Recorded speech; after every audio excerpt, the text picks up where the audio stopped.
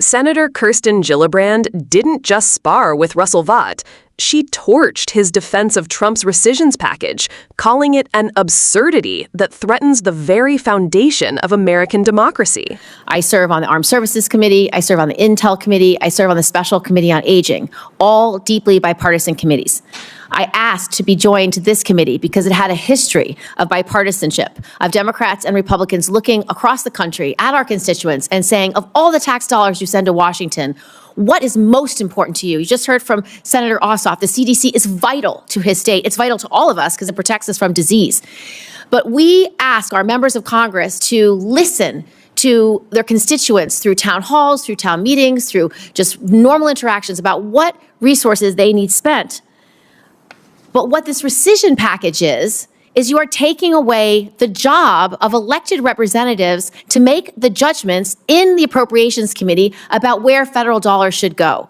It's literally upending the role that Congress has as the power of the purse. And it's deeply disturbing because it means the fundamental requests of our constituents can't be implemented.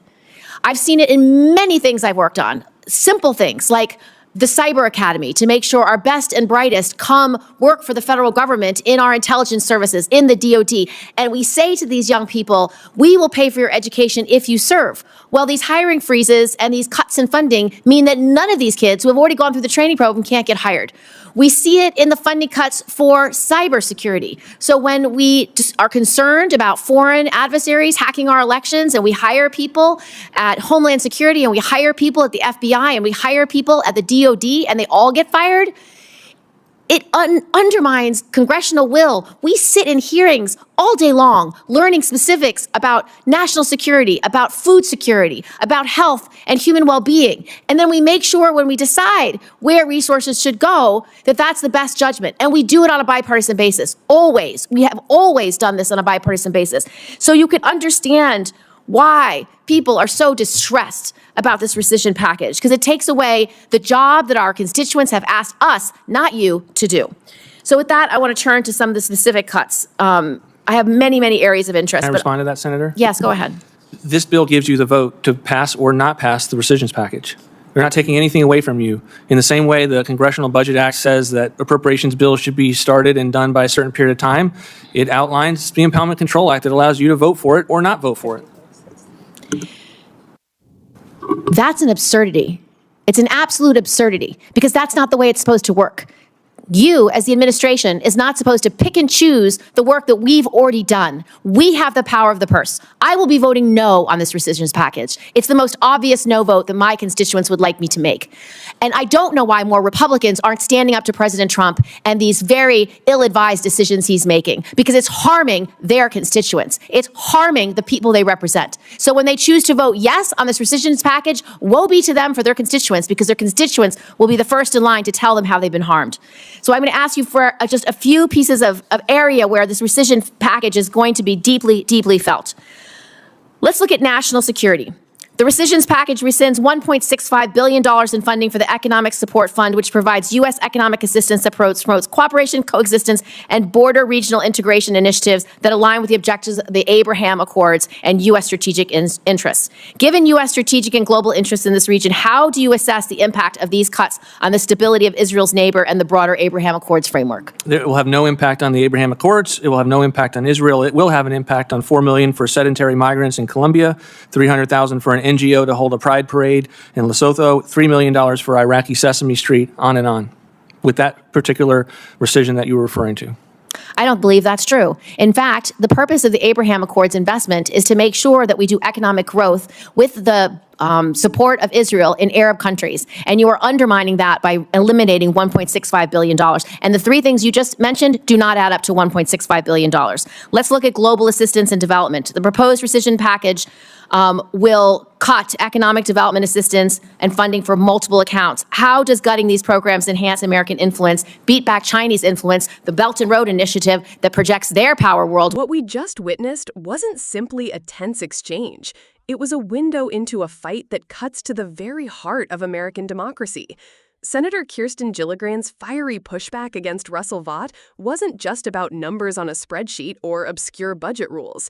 It was about the survival of a principle that has anchored this country since its founding. The power of the purse belongs to Congress, not the executive branch.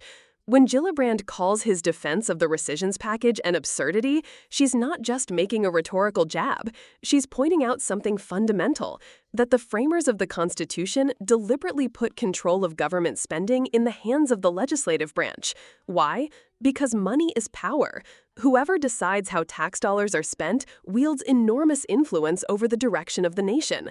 If the executive branch can unilaterally claw back funds after Congress has already appropriated them, then Congress's role risks becoming meaningless. That's what makes this clash so important. It's not just about today's cuts, but about whether a precedent is set that allows presidents, any president, now or in the future, to override the will of the people's elected representatives. Gillibrand illustrates the consequences by grounding it in real-world stakes. She talks about cybersecurity, something everyone recognizes as a top national security concern. The rescissions package, she argues, undermines America's ability to recruit and retain top talent to defend against foreign adversaries. Imagine highly trained young recruits, ready to serve, told they can't be hired because the funding is suddenly frozen or stripped away. That's not just bad management, that's self-sabotage at a time when cyber threats from Russia, China, and other adversaries are growing every day. Then there's the international dimension. Gillibrand is alarmed because these cuts don't just affect domestic programs, they ripple across America's foreign policy strategy. Investments that help strengthen alliances, stabilize fragile regions, and counterbalance the influence of rivals are suddenly gutted. And in the vacuum left behind, she warns, countries like China and Russia are quick to move in. This is the kind of long-term strategic loss that can't be easily measured in dollars. It's about influence, credibility, and America's ability to lead on the global stage. Vought, for his part, tries to shift the conversation by pointing to small or quirky line items, a pride parade here, a Sesame Street project there. But Gillibrand doesn't let that slide. Billions of dollars are at stake, she argues, and dismissing it with anecdotes distracts from the bigger picture. To her, this isn't just about whether one grant is wasteful or not. It's about Congress being systematically sidelined in decisions that affect millions of lives. This is why Gillibrand presses so hard on the constitutional point.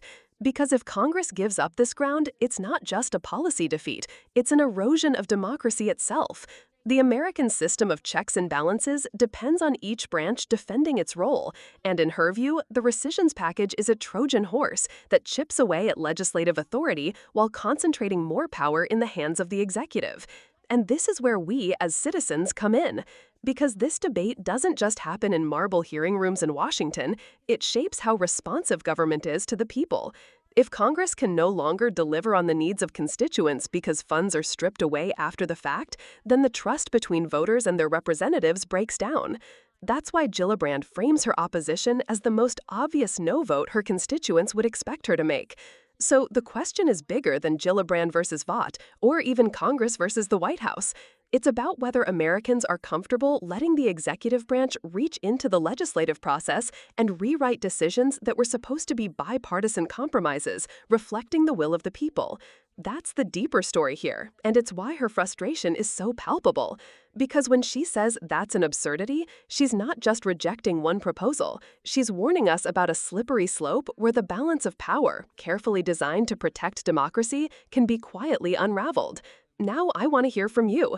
Do you think Gillibrand is right that this rescissions package undermines democracy and weakens America's security? Or do you agree with Vought that it's just a common-sense tool to rein in unnecessary spending? Drop your thoughts in the comments, because this debate over money and power isn't just political theater. It's a live test of how much control the people really have over their government.